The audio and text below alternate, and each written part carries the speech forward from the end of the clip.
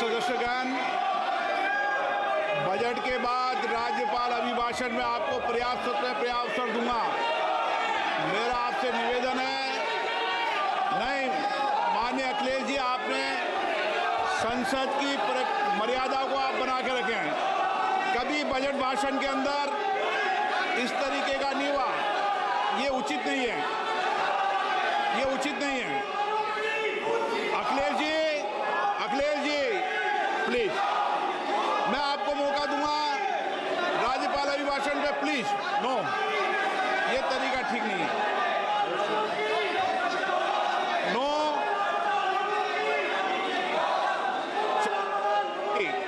राज्यपाल अभिभाषण पर चर्चा होगी। नो तरीका। Honorable Speaker, I present the budget for 25-26. This budget continues our government's efforts to A. Accelerate growth, B. Secure inclusive development, C. Invigorate private sector investments, D. Uplift household sentiments, and E. Enhance spending power of India's rising middle class. Together, we embark on a journey to unlock our nation's tremendous potential for greater prosperity and global positioning under the leadership of Honorable Prime Minister Shri Narendra Modi. As we complete the first quarter of the 21st century, continuing geopolitical headwinds suggest lower global economic growth over the medium term.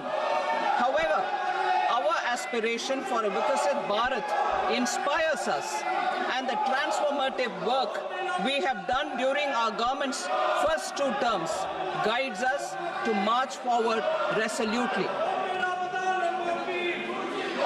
Our economy is the fastest growing among all major economies.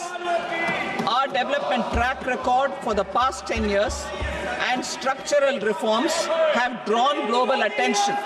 Confidence in India's capability and potential has only grown in this period.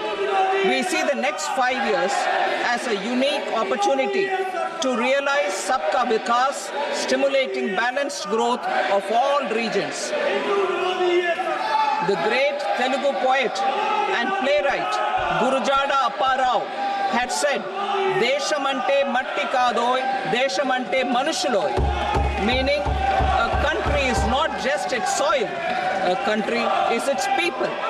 In line with this, for us, Vikasit Bharat encompasses zero poverty, 100% quality good school education, access to high quality, affordable and comprehensive health care, 100% skilled labor with meaningful employment, 70% women in economic activities, and farmers making our country the food basket of the world.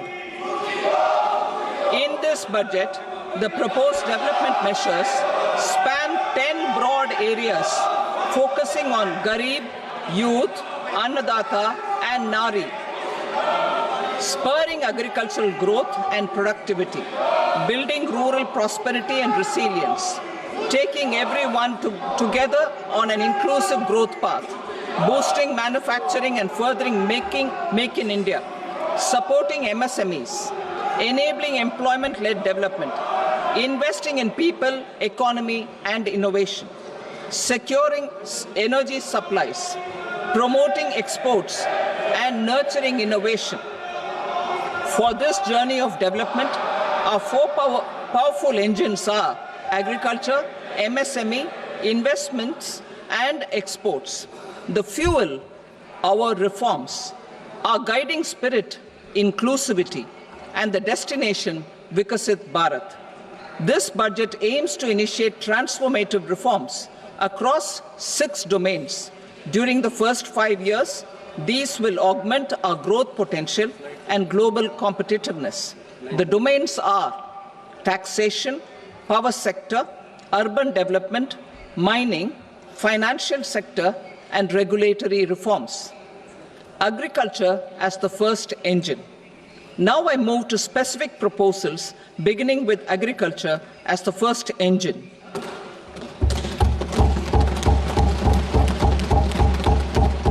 Prime Minister Dhan Dhanya Krishi Yojana, Developing Agri-Districts Program. Motivated by the success of the Aspirational District Program, our government will undertake a Prime Minister Dhan Dhanya Krishi Yojana in partnership with states. Through the convergence of existing schemes and specialized measures, the program will cover 100 districts with low productivity, moderate crop intensity, and below average credit parameters. It aims to 1. Enhance agricultural productivity, 2. Adopt crop diversification and sustainable agricultural practices, 3. Augment post-harvest storage at the panchayat and block level, 4. Improve irrigation facilities, and 5. Facilitate availability of long-term and short-term credit. This program is likely to help 1.7 crore farmers. Building rural prosperity and resilience. A comprehensive multi-sectoral rural prosperity and resilience program will be launched in partnership with the states. This will address underemployment in agriculture through skilling, investment, technology, and invigorating the rural economy. The goal is to generate ample opportunities in rural areas so that migration is an option but not a necessity. The program will focus on rural women, young farmers, rural youth, marginal and small farmers, and landless families. The details are in Annexure A. Domestic best practices will be incorporated, and appropriate technical and financial assistance will be sought from multilateral development banks. In Phase 1, 100 developing agri-districts will be covered. Atmanirbharta in pulses. Our government is implementing the National Mission for Edible Oilseed for achieving Atmanirbharta in edible oils.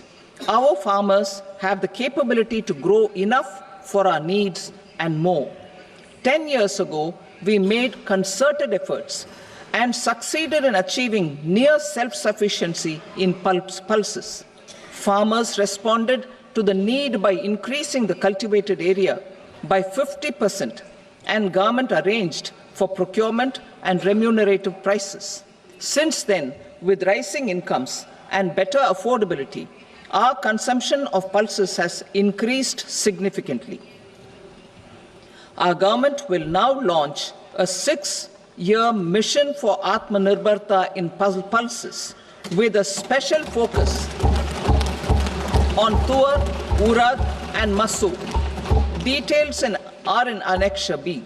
Central agencies such as NAFED and NCCF will be ready to procure these 3 pulses as much as offered during the next 4 years from farmers who register with these agencies and enter into agreements.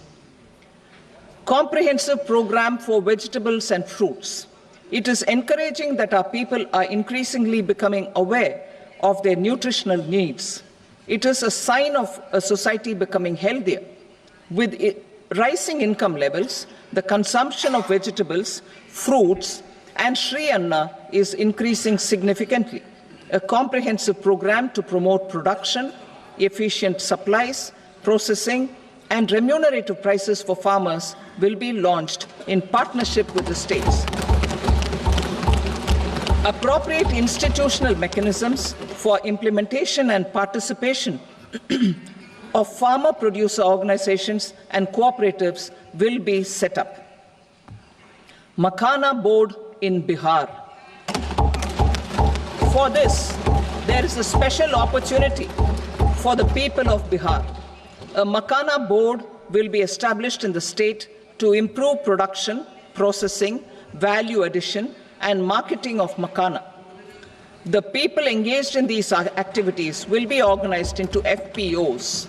The board will provide hand-holding and training support to makhana farmers and will also work to ensure they receive the benefits of all relevant government schemes.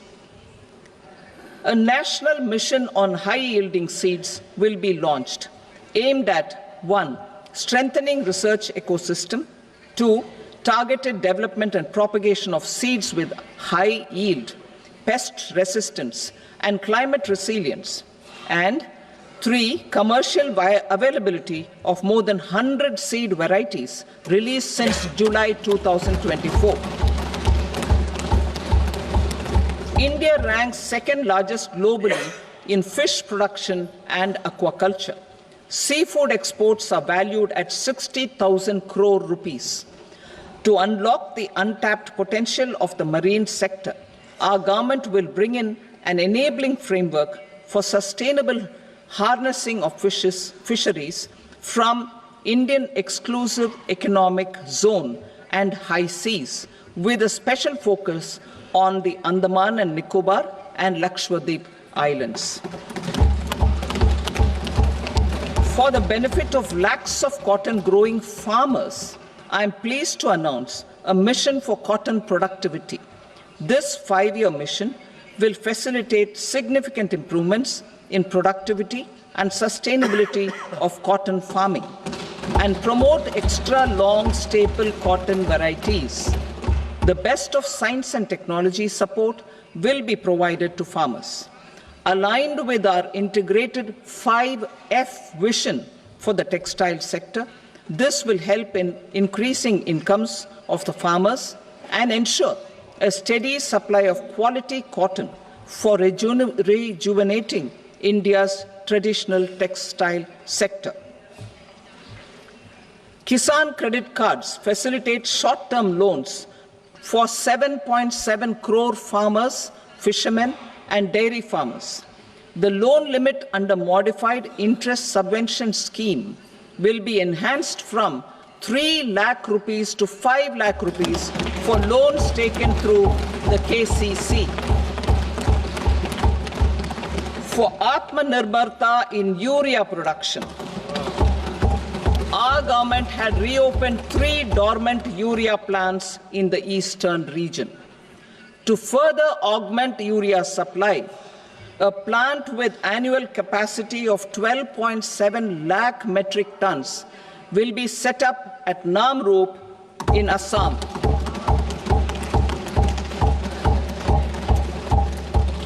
India Post, with 1.5 lakh rural post offices, complemented by the India Post Payment Bank and a vast network of 2.4 lakh Dak Sevaks, will be repositioned to act as a catalyst for the rural economy.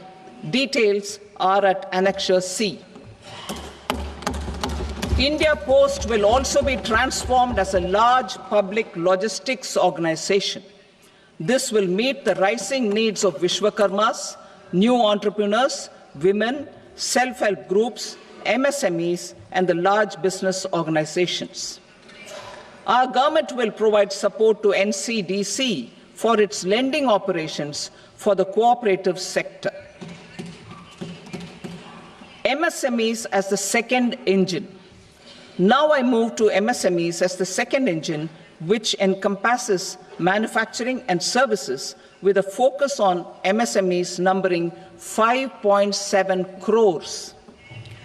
Currently, over 1 crore registered MSMEs, employing 7.5 crore people and generating 36% of our manufacturing, have come together to position India as a global manufacturing hub. With their quality products, these MSMEs are responsible for 45% of our exports.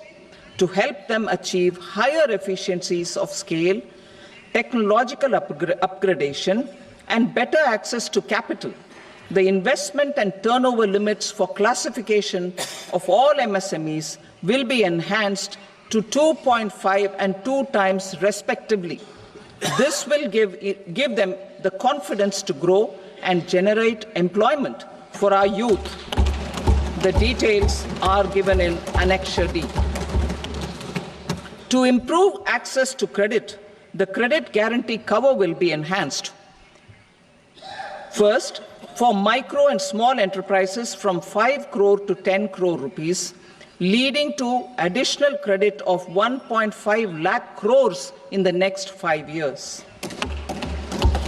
Second, for startups from 10 crore rupees to 20 crore rupees, with the guarantee fee being moderated to 1% for loans in 27 focus sectors which are important for Atmanirbhar Bharat. And for well-run exporter MSMEs, for term loans up to 20 crore rupees. Also for the micro enterprises, we will introduce customized credit cards with a 5 lakh rupee limit for micro enterprises registered on Udyam portal. In the first year, 10 lakh such cards will be issued. Fund of funds for startups. The Alternate Investment Fund, AIFs, for startups have received commitments of more than 91,000 crores rupees. These are supported by the fund of funds set up with the Government of India's contribution of 10,000 crore rupees. Now, a new fund of funds with expanded scope and a fresh contribution of another 10,000 crore rupees will be set up. A new scheme will be launched for 5 lakh women, scheduled castes and scheduled tribes, first-time entrepreneurs. This will provide term loans up to 2 crore rupees during the next 5 years. The scheme will incorporate lessons from the successful Stand Up India scheme. Online capacity building for entrepreneurship and managerial skills will also be organized. Measures for labor-intensive sectors. To promote employment and entrepreneurship opportunities in labor-intensive sectors, our government will undertake specific policy and facilitation measures. To enhance the productivity, quality, and competitiveness of India's footwear and leather sector, a focused product scheme will be implemented. The scheme will support design capacity, component manufacturing, and machinery required for production of non-leather quality footwear, besides the support for leather footwear and products. The scheme is expected to facilitate employment for 22 lakh persons, generate over 4 lakh crore rupees, and exports of over 1.1 lakh crore rupees. Measures for the toys sector. Building on the National Action Plan for Toys, we will implement a scheme to make India a global hub for toys. The scheme will focus on development of clusters, skills, and a manufacturing ecosystem that will create high-quality, unique, innovative, and sustainable toys that will represent the Made in India brand. Support for food processing. In line with our commitment towards Purvodaya, we will establish a National Institute of Food Technology, Entrepreneurship and Management in Bihar. The institute will provide a strong fillip to food processing activities in the entire eastern region.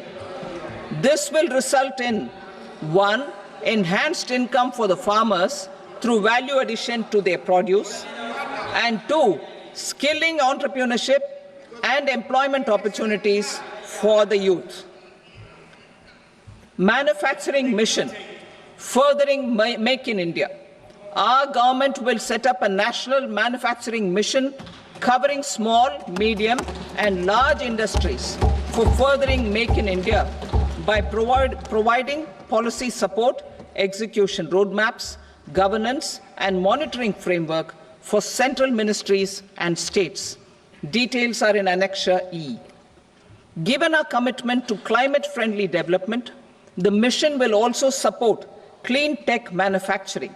This will aim to improve domestic value addition and build our ecosystem for solar PV cells, EV batteries, motors and controllers, electrolyzers, wind turbines, very high voltage transmission equipment, and grid scale batteries. Investment as the third engine. Now I move to investment as the third engine, which encompasses investing in people, investing in the economy, and investing in innovation. Investing in people. Saksham Anganwadi and Poshan 2.0. Saksham Anganwadi and Poshan 2.0 program provides nutritional support to more than 8 crore children, 1 crore pregnant women and lactating mothers all over the country, and about 20 lakh adolescent girls in aspirational districts and the Northeast region. The cost norms for these nutritional support will be enhanced appropriately. Atal Tinkering Labs. 50,000 Atal Tinkering Labs will be set up in government schools in the next 5 years to cultivate the spirit of curiosity and innovation and foster a scientific temper among young minds. Broadband connectivity to government secondary schools and PHCs. Broadband connectivity will be provided to all government secondary schools and primary health centers in rural areas under the BharatNet project. Bharatiya Bhasha Pustak Scheme. We propose to implement a Bharatiya Bhasha Pustak scheme to provide digital form Indian language books for schools and for higher education. This aims to help students understand their subjects better and in their language. National Centers of Excellence for Skilling. Building on the initiative announced in the July 24 budget, 5 national centers of excellence for skilling will be set up with global expertise and partnerships to equip our youth with the skills required for Make for India, Make for the World manufacturing. The partnership will cover curriculum design, training of trainers, and a skills certification framework and periodic reviews. Expansion of capacity in IITs. Total number of students in 23 IITs has increased 100% from 65,000 to 1.35 lakh in the past 10 years.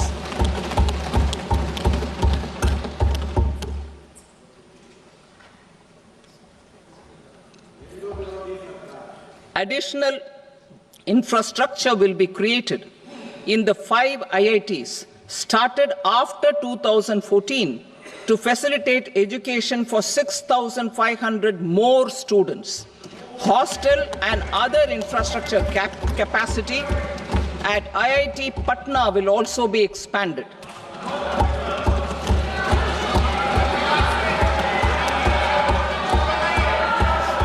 Center of Excellence.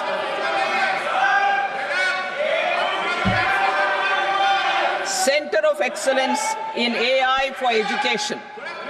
I had announced 3 centers of excellence in artificial intelligence for agriculture, health, and sustainable cities in 2023. Now a center of excellence in artificial intelligence for education will be set up with a total outlay of 500 crores. Expansion of medical education.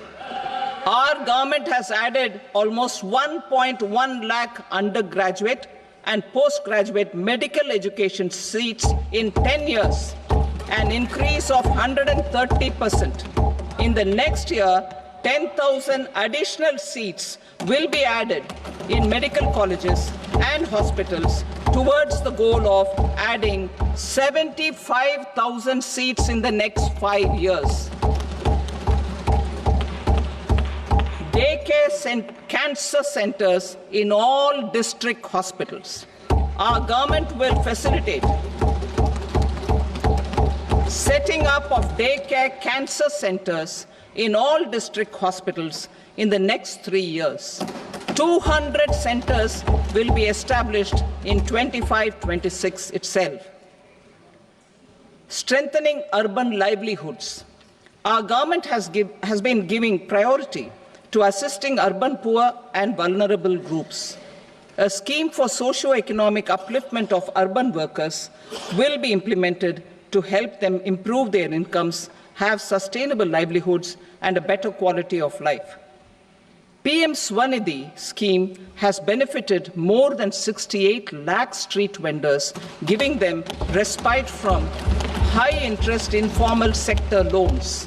Building on this success, the scheme will be revamped with enhanced loans from banks, UPI-linked credit cards with 30,000 rupees limit, and capacity building support. Social Security Scheme for welfare of online platform workers. Gig workers of online platforms provide great dynamism to the new age services economy. Recognizing their contribution, our government will arrange for their identity cards and registration on the e-Shram portal. They will be provided healthcare under PM Jan Arogya Yojana. This measure is likely to assist nearly 1 crore gig workers.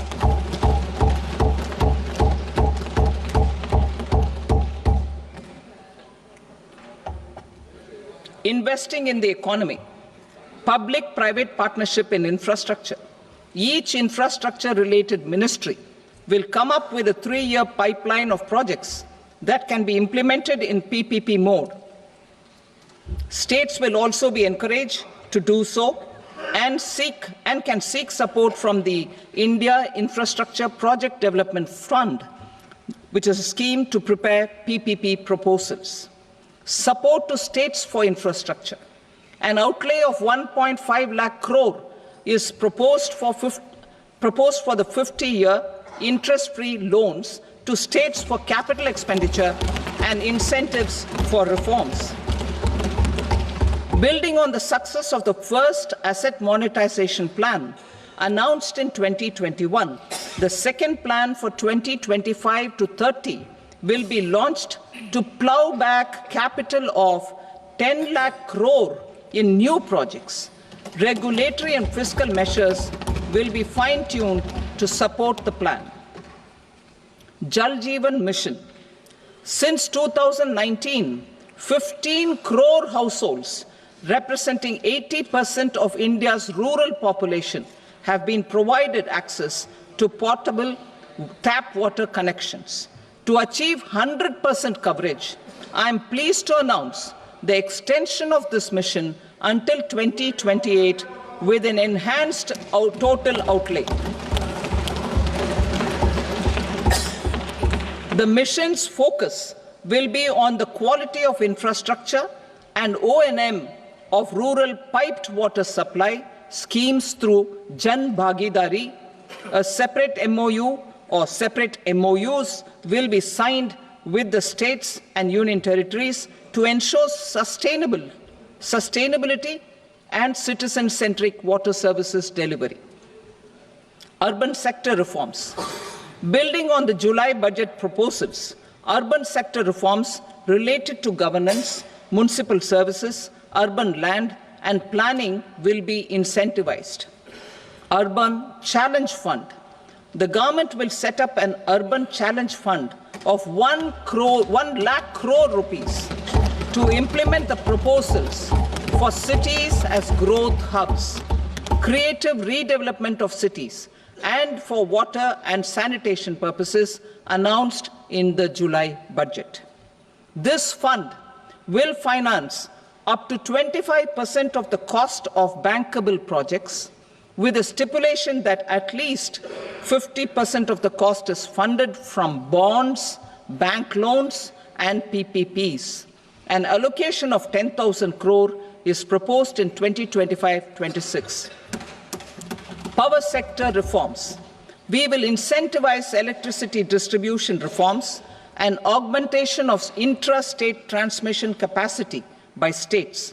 This will improve financial health and capacity of electricity companies.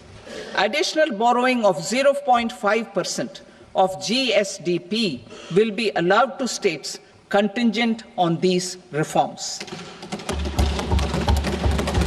Nuclear energy mission for Vikasit Bharat. Development of at least 100 gigawatt of nuclear energy by 2047 is essential for our energy transition efforts. For an active partnership with the private sector towards this goal, amendments to the Atomic Energy Act and the Civil Liability for Nuclear Damage Act will be taken up. A nuclear energy mission for research and development of small modular reactors with an outlay of 20,000 crore will be set up. At least 5 indigenously developed small modular reactors will be operationalized by 2033. Shipbuilding. The shipbuilding financial assistance policy will be revamped to address cost disadvantages. This will also include credit notes for shipbreaking in Indian yards to promote the circular economy. Large ships above a specified size will be included in the infrastructure harmonized master list. Shipbuilding clusters will be facilitated to increase the range, categories, and capacity of ships. This will include additional infrastructure, facilities, skilling, and technology to develop the entire ecosystem. Maritime Development Fund. For long-term financing for the maritime industry, a Maritime Development Fund with a corpus of 25,000 crore rupees will be set up. This will be for distributed support and promoting competition. This will have up to 49% contribution by the government, and the balance will be mobilized from ports and from private sector. UDAN regional connectivity schemes. UDAN has enabled 1.5 crore middle-class people to meet their aspirations for speedier travel. The scheme has connected 88 ports, airports, and operationalized 619 routes. Inspired by that success, a modified UDAN scheme will be launched to enhance regional connectivity to 120 new destinations and carry 4 crore passengers in the next 10 years. 4 crore additional passengers in the next 10 years. The scheme will also support helipads and smaller airports in hilly, aspirational, and northeast regional districts. Greenfield airports will be facilitated in Bihar to meet the future needs of the state. These will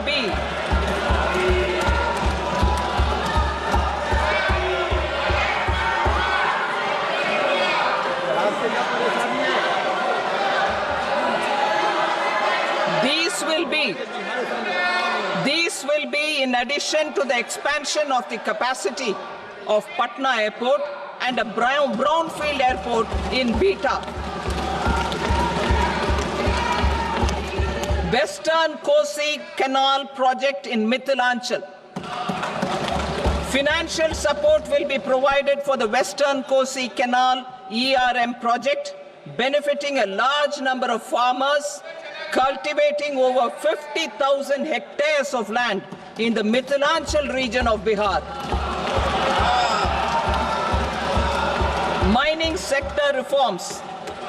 Mining sector reforms, including those for minor minerals, will be encouraged through sharing of best practices and institutions of a state mining index. A policy for recovery of critical minerals from tailings will be brought out. Under the special window for affordable and mid-income housing, SWAMI, 50,000 dwelling units in stressed housing projects have been completed and keys handed over to home buyers. Another 40,000 units will be completed in 2025, further helping middle-class families who are paying EMIs on loans taken for apartments while also paying rent for their current dwellings. Building on this success, Swami Fund 2 will be established as a blended finance facility with contribution from the government, banks and private investors. This fund of 15,000 crore rupees will aim for expeditious completion of another 1 lakh units.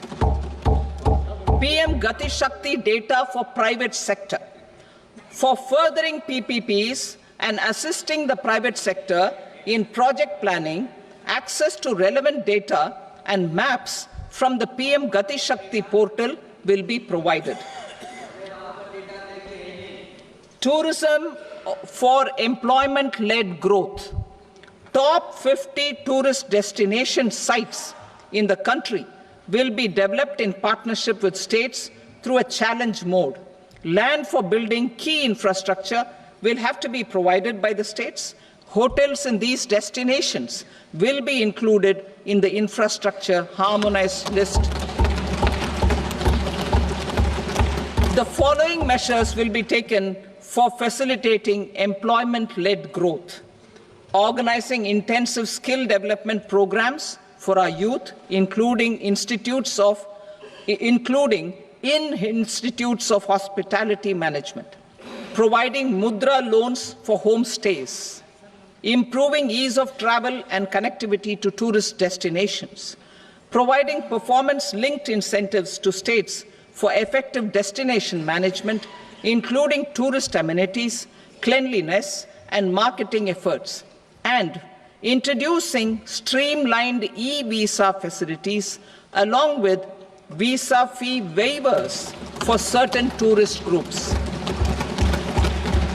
Continuing with the emphasis on places of spiritual and religious significance, in the July budget, there will be a special focus on destinations related to the life and times of Lord Buddha.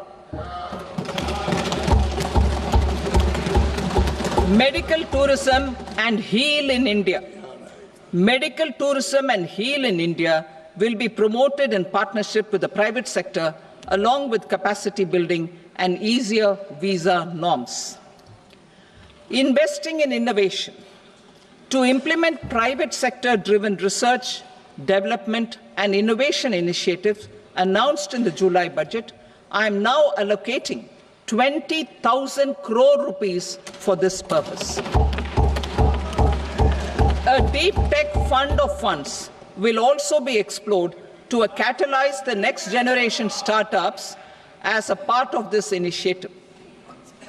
In the next 5 years, under the PM Research Fellowship Scheme, we will provide 10,000 fellowships for technological research in IITs and IISc with enhanced financial support.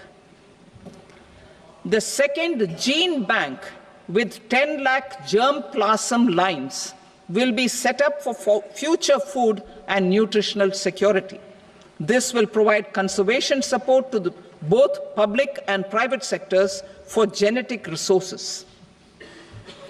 We will start a national geospatial mission to develop foundational geospatial infrastructure and data. Using PM Gati Shakti, this mission will facilitate modernization of land records, urban planning, and design of infrastructure projects. A Gyan Bharatam mission for survey, documentation, and conservation of our manuscript heritage with academic institutions, museums, libraries, and private collectors will be undertaken to cover more than 1 crore manuscripts. We will set up a national digital repository of Indian knowledge systems for knowledge sharing. Now I move to exports as the fourth engine. We will set up an export promotion mission with sectoral and ministerial targets. driven jointly by the Ministries of Commerce, MSME, and Finance. It will facilitate easy access to export credit, cross-border factoring support, support to MSMEs to tackle non-tariff measures in overseas markets.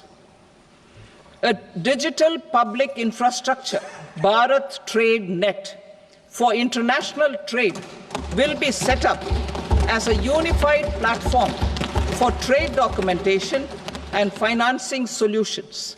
This will complement the Unified Logistics Interface platform. The BTN will be aligned with international practices. Support will be provided to develop domestic manufacturing capacities for our economy's integration with global supply chains. Sectors will be identified based on objective criteria. Facilitation groups with participation of senior officers and industry representatives will be formed for select products and supply chains. Through this, there are huge opportunities related to Industry 4.0, which needs high skills and talent. Our youth have both. Our government will support the domestic electronic equipment industry to leverage this opportunity for the benefit of our youth. A national framework will be formulated as guidance to states for promoting global capability centers in emerging Tier 2 cities. This will suggest measures for enhancing availability of talent and infrastructure, building bylaw reforms, and mechanisms for collaboration with industry. Our government will facilitate upgradation of infrastructure and warehousing for air cargo, including high-value perishable horticultural produce. Cargo screening and customs protocol will be streamlined and made user-friendly. Reforms as the fuel. Over the past 10 years, our government has implemented several reforms for convenience of taxpayers, such as faceless assessment, 2, taxpayer charter, 3, faster returns, 4, almost 99% returns being on self-assessment, and 5, Vivad Se Vishwas scheme.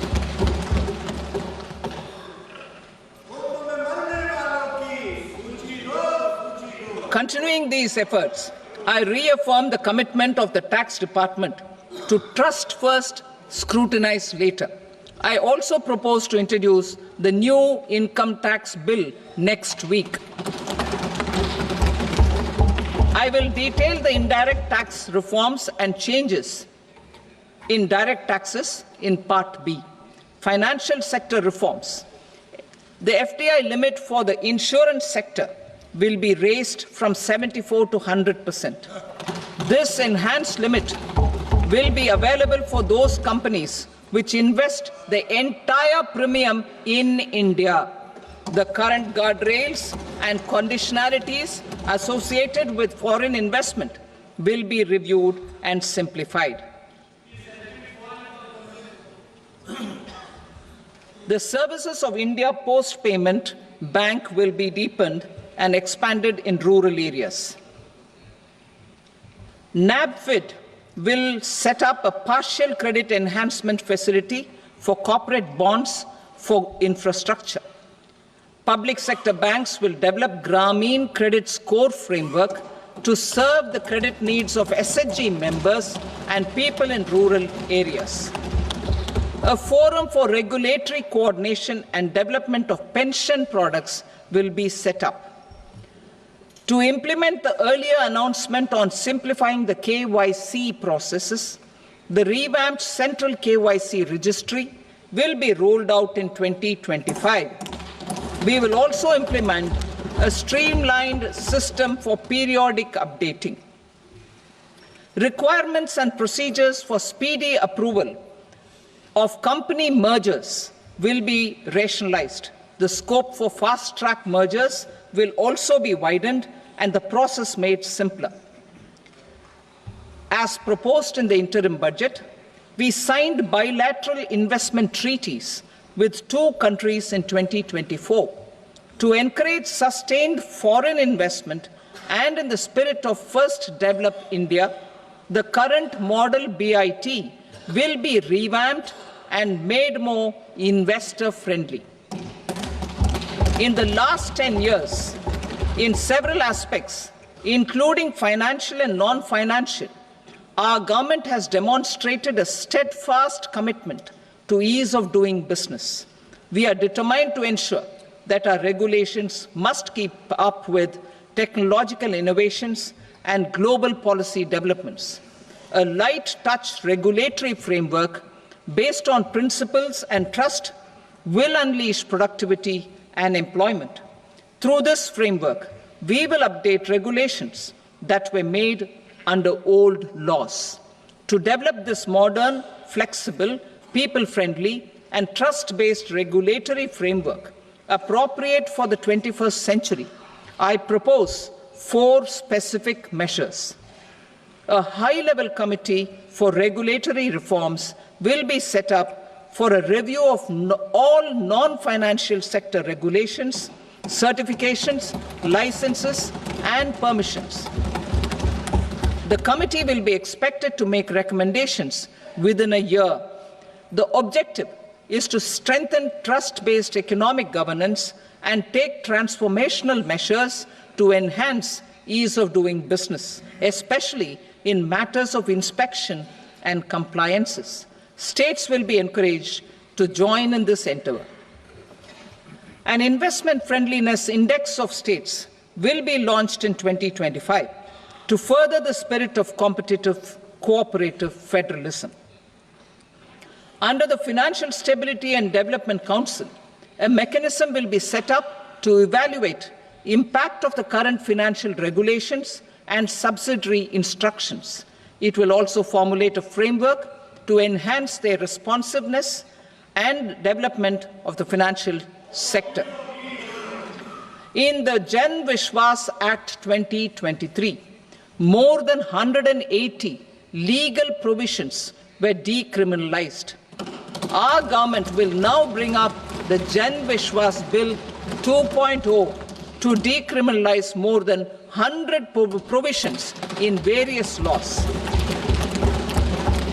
I now move to fiscal policy. In the July budget, I had committed to staying the course for fiscal consolidation. Our endeavor will be to keep the fiscal deficit each year such that central government debt remains on a declining path as a percentage of the GDP. The roadmap for the next 6 years has been detailed in the FRBM statement. Revised estimates for 2024-25. The revised estimate of the total receipts other than borrowings is 31.47 lakh crore rupees, of which the net tax receipts are 25.57 lakh crore rupees. The revised estimate of the total expenditure is 47.16 lakh crore rupees, of which the capital expenditure is about 10.18 lakh crore rupees. The revised estimate of the fiscal deficit is 4.8% of the GDP. Budget estimates for 25-26. Coming to 25-26, the total receipts other than borrowings and total expenditure are estimated at 34.96 lakh crore rupees and 50.65 lakh crore rupees respectively. The net tax receipts are estimated at 28.37 lakh crore rupees. The fiscal deficit is estimated to be 4.4% of GDP. To finance the fiscal deficit, the net market borrowings from dated securities are estimated at 11.54 lakh crore. The balance financing is expected to come from small savings and other sources. The gross market borrowings are estimated at 14.82 lakh crore rupees. I will now move to Part B. Indirect taxes. My proposals relating to customs aim to rationalize tariff structure and address duty inversion. These will also support domestic manufacturing and value addition, promote exports, facilitate trade, and provide relief to common people. Rationalization of customs tariff structure for industrial goods. As a part of comprehensive review of customs rate structure announced in July 2024 budget, I propose to 1. Remove 7 tariff rates. This is over and above the 7 tariff rates removed in 23-24 budget. After this, there will be only 8 remaining tariff rates, including 0 rate. 2. Apply appropriate cess to broadly maintain effective duty incidence, except on a few items where such incidence will reduce marginally. 3. Levy not more than 1 cess or surcharge. Therefore, I propose to exempt social welfare surcharge on 82 tariff lines that are subject to a cess. I shall now take up sector-specific proposals. To provide relief to patients, particularly those suffering from cancer, rare diseases, and other severe chronic diseases, I propose to add 36 life-saving drugs and medicines to the list of medicines fully exempted from basic custom duty.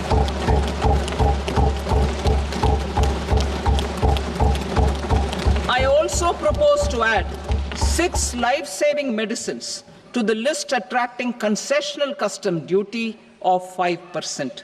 Full exemption and concessional duty will also respectively apply on the bulk drugs for manufacture of the above. Specified drugs and medicines under patient assistance programs run by the pharmaceutical companies are fully exempt from BCD, provided the medicines are supplied free of cost to the patients. I propose to add 37 more medicines along with 13 new patient assistance programs. Support to domestic manufacturing and value addition. Critical minerals. In the July 2024 budget, I had fully exempted BCD on 25 critical minerals that are not domestically available. I had also reduced BCD of 2 other such minerals to provide a major fillip to their processing, especially by MSMEs. Now, I propose to fully exempt cobalt powder and waste, the scrap of lithium-ion battery, lead, zinc, and 12 more critical minerals. This will help secure their availability for manufacturing in India and promote more jobs for our youth. To promote domestic production of technical textile products such as agro-textiles, medical textiles, and geotextiles at competitive prices, I propose to add 2 more types of shuttle-less looms to the list of fully exempted textile machinery. I also propose to revise the BCD rate on knitted fabrics covered by 9 tariff lines from 10 or 20 to 20% or 115 rupees per kg, whichever is higher. Electronic goods. In line with our Make in India policy and to rectify inverted duty structure, I propose to increase the BCD on interactive flat panel display from 10% to 20% and reduce the BCD to 5% on open cell and other components. In 23-24 budget, for the manufacture of open cells of LCD, LED TVs, I had reduced the BCD on parts of open cells from 5% to 2.5%. To further boost the manufacture of such open cells, the BCD on these parts will now stand exempted. Lithium-ion battery. To the list of exempted capital goods, I propose to add 35 additional capital goods for EV battery manufacturing and 28 additional capital goods for mobile phone battery manufacturing. This will boost domestic manufacture of lithium-ion batteries, both for mobile phones and for electric vehicles. Shipping sector. Considering that shipbuilding has a long gestation period, I propose to continue the exemption of BCD on raw materials, components, consumables, or parts for the manufacture of ships for another 10 years.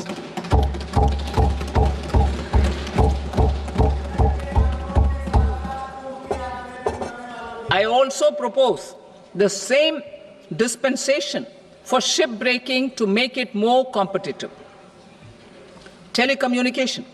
To prevent classification disputes, I propose to reduce the BCD from 20% to 10% on carrier-grade Ethernet switches to make it at par with non-carrier-grade Ethernet switches. Export promotion. To facilitate exports of handicrafts, I propose to extend the time period for export from 6 months to 1 year, further extendable by another 3 months if required.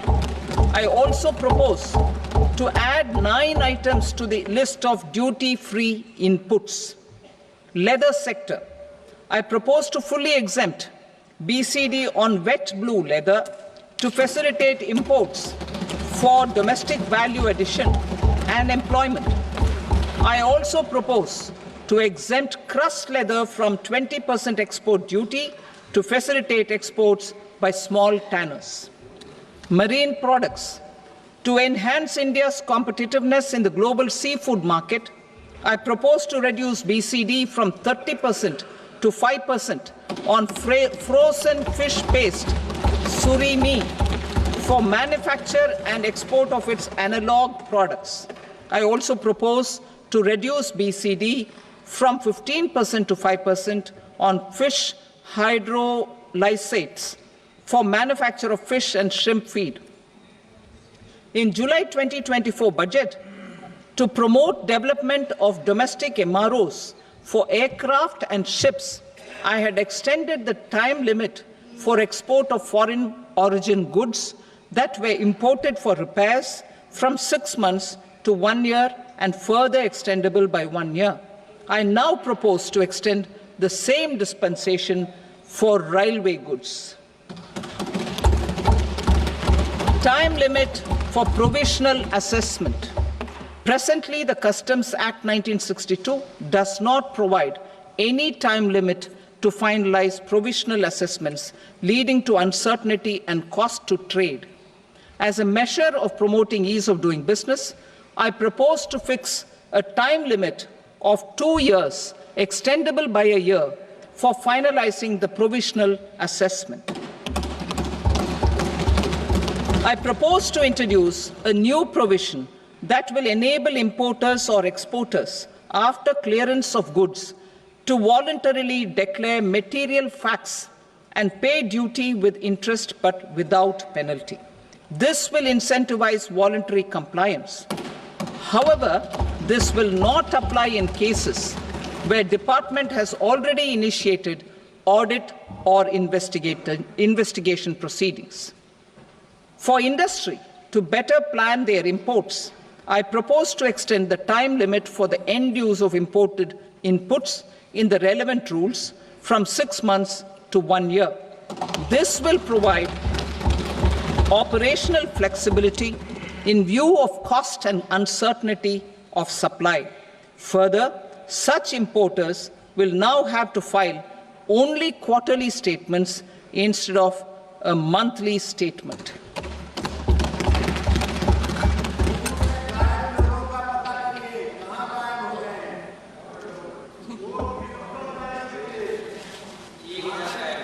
I now come to my direct tax proposals.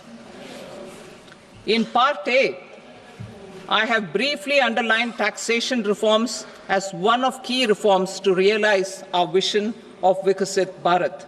In respect of criminal law, our government had earlier ushered in Bharatiya Nyaya Sanhita, replacing Bharatiya Danda Sanhita.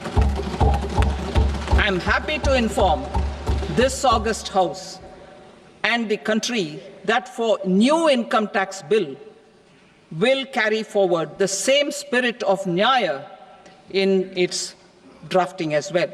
The new bill will be clear and direct in text, with close to half of the present law in terms of both chapters and words. It will be simple to understand for taxpayers and tax administrators, leading to tax certainty and reduced litigation. Reforms, however, are not a destination. They are means to achieve good governance for our people and economy. Providing good governance primarily involves being responsive.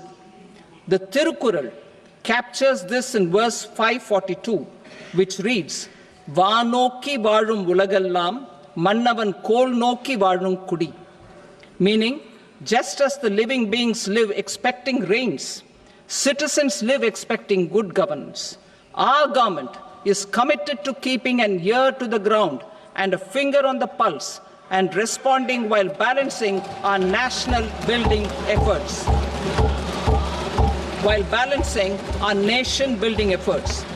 The following measures will detail just how our government will, under the guidance of PM Modi, has taken steps to understand and address. I repeat that sentence, sir.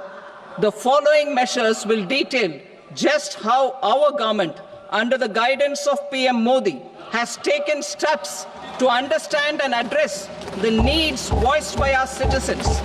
My tax proposals are guided by this spirit. The objectives of my proposals are as follows: personal income tax reforms with special focus on middle class, rationalization of TDS and TCS for easing difficulties, encouraging voluntary compliance, reducing compliance burden, ease of doing business, employment and investment. I will come to my proposal on personal income tax towards the end. TDS and TCS, rationalization for easing difficulties. I propose to rationalize tax deduction at source, TDS, by reducing the number of rates and thresholds above which TDS is deducted. Further, threshold amounts for tax deduction will be increased for better clarity and uniformity. The limit for tax deduction on interest for senior citizens is being doubled from the present 50,000 rupees to 1 lakh rupees. Similarly, the annual limit of 2.40 lakh rupees for TDS on rent is being increased to 6 lakh rupees. This will reduce the number of transactions liable to TDS, thus benefiting small taxpayers receiving small payments. The threshold to collect tax at source, the TCS, on remittances under RBI's liberalized remittance scheme, the LRS, is proposed to be increased from 7 lakh to 10 lakhs. I also propose to remove TCS on remittances for education purposes, where such remittances is out of a loan taken from a specified financial institution. Both TDS and TCS are being applied on any transaction related to sale of goods.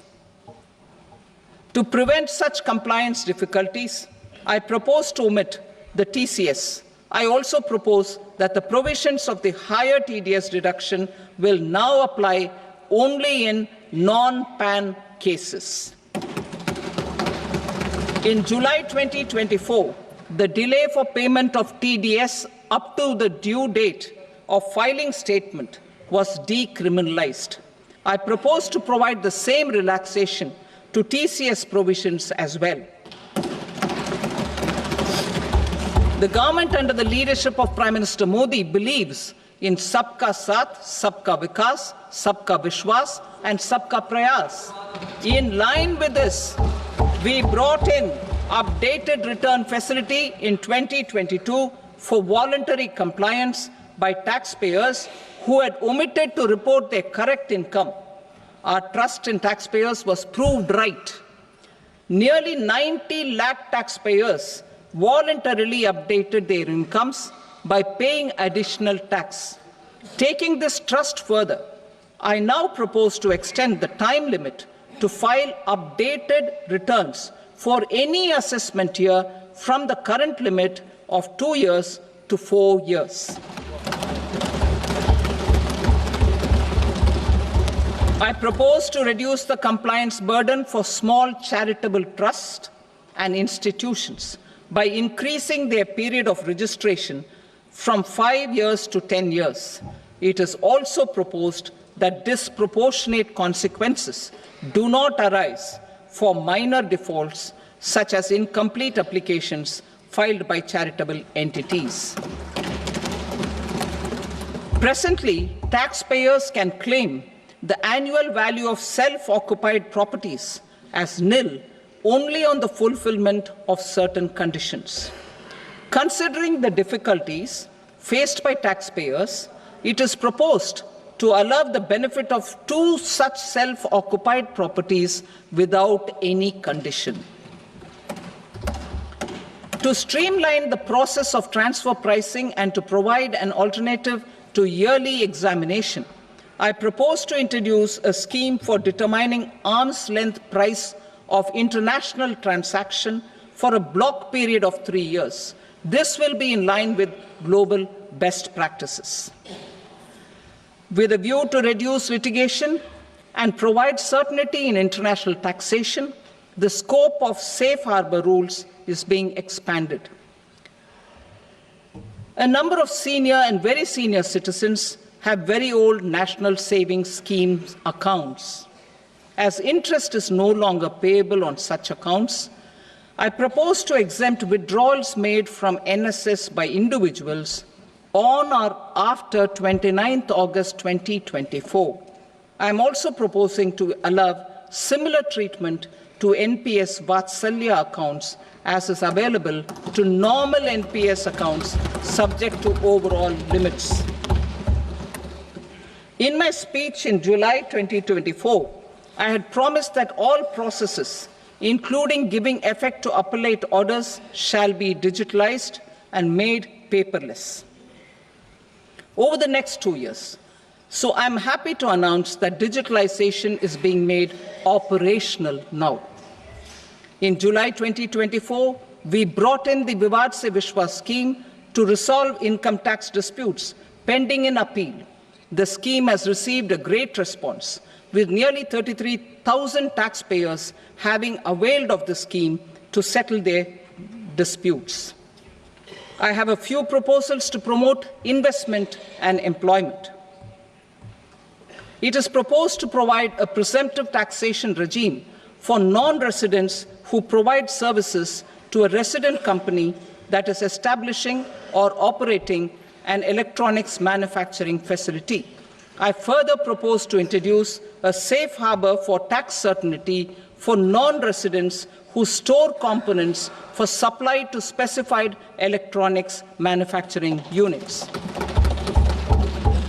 Presently, the tonnage tax scheme is available only to sea-going ships. The benefits of existing tonnage tax scheme are proposed to be extended to inland vessels registered under the Indian Vessels Act 2021 to promote inland water transport in the country. Extension for incorporation of startups. We continue to support the Indian startup ecosystem. I propose to extend the period of incorporation by 5 years to allow the benefit available to startups which are incorporated before 1/4/2030. In order to attract and promote additional activities in the IFSC, I am inter alia proposing specific benefits to ship leasing units, insurance offices, and treasury centers of global companies which are set up in IFSC.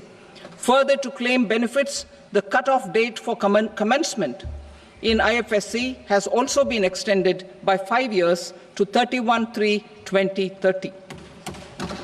Category 1 and Category 2 AIFs are undertaking investments in infrastructure and other such sectors. I propose to provide certainty of taxation to these entities on the gains from securities, to promote funding from sovereign wealth funds and pension funds to the infrastructure sector. I propose to extend the date of making an investment by 5 more years up to 31st March 2030.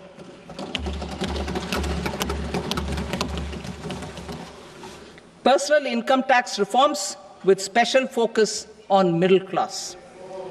Democracy, demography, and demand are the key support pillars in our journey towards Vikasit Bharat. The middle class provides strength for India's growth. This government, under the leadership of Prime Minister Modi, has always believed in the admirable energy and ability of the middle class in nation building. In recognition of their contribution,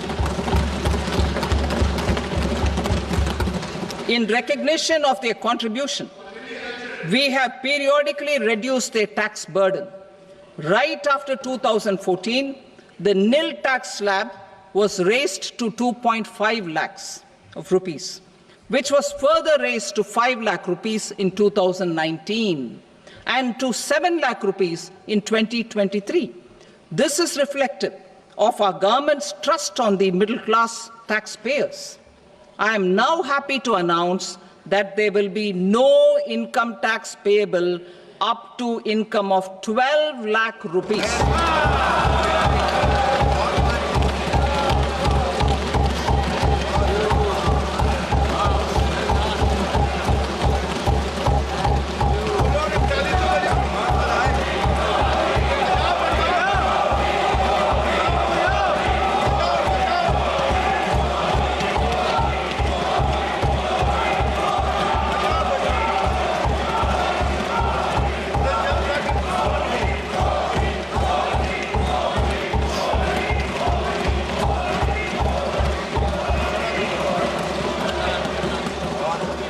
So, average income of 1 lakh per month, other than the special rate income such as capital gains, under the new regime.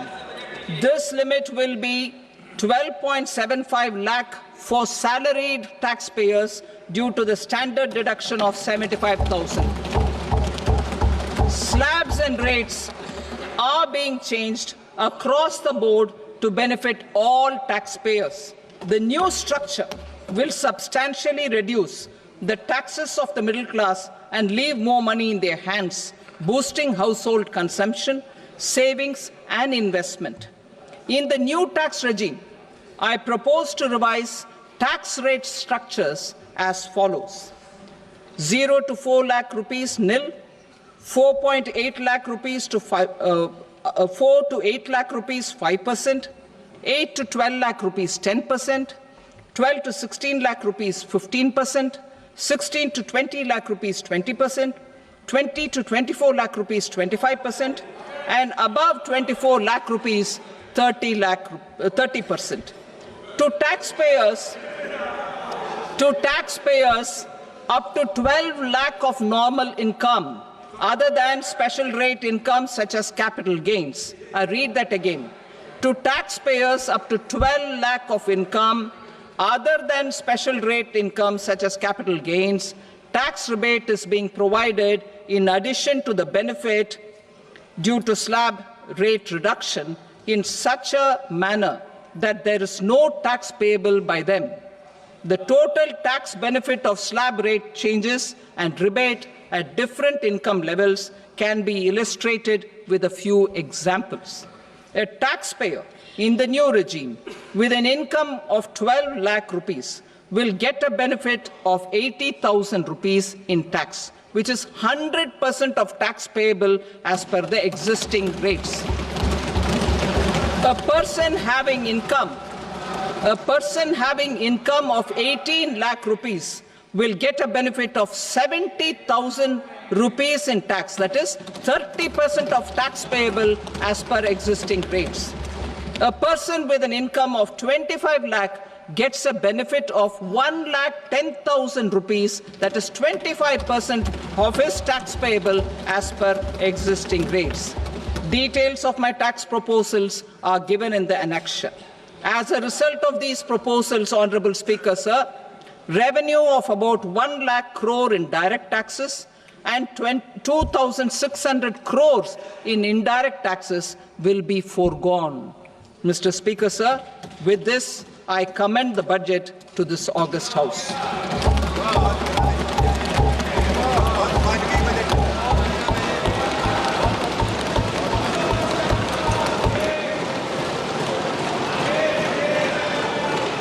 Item number 2 Shrimati Nirmala Sitharaman. Sir, with your permission, I rise to lay on the table the following statements under Section 3(1) of the Fiscal Responsibility and Budget Management Act 2003, medium-term fiscal policy cum fiscal policy strategy statement and macroeconomic framework statement. Item number 3 Shrimati Nirmala Sitharaman. Sir, with your permission, I rise to move for leave to introduce the Finance Bill 2025. प्रश्न ये है कि विधेयक को पुनर्स्थापित करने की अनुमति प्रदान की जाए. जो सदस्य इसके पक्ष में हाँ कहें, जो सदस्य विरोध में ना कहें. मेरे विचार में निर्णय हाँ वालों के पक्ष में हुआ. हाँ वालों के पक्ष में अनुमति प्रदान की जाती है. माननीय मंत्री जी, अब विधेयक को पुनर्स्थापित करें. Sir, I introduce the bill. Thank you. सभा की कार्रवाई सोमवार दिनांक 3 फरवरी 2025 को प्राप्त 11 बजे तक के लिए स्थगित की जाती है.